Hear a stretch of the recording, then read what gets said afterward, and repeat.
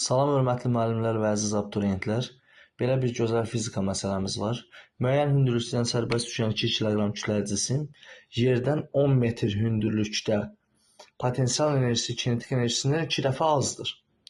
Cismin tam mexaniki enerjisini soruşur. Müəyyən bir h hündürlükdən atılıb və 10 metr hündürlükdə potensial kinetikdən 2 dəfə azdır.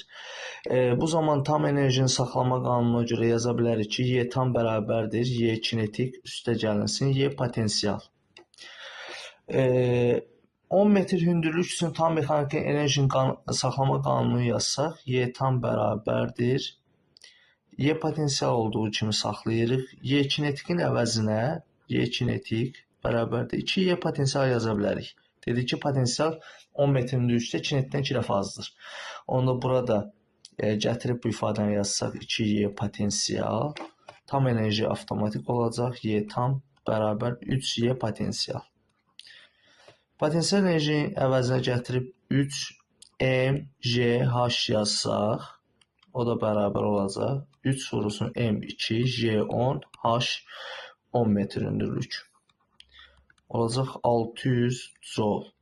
Y tam enerjimiz bərabər olacaq 600 joule. Cavab C variantı.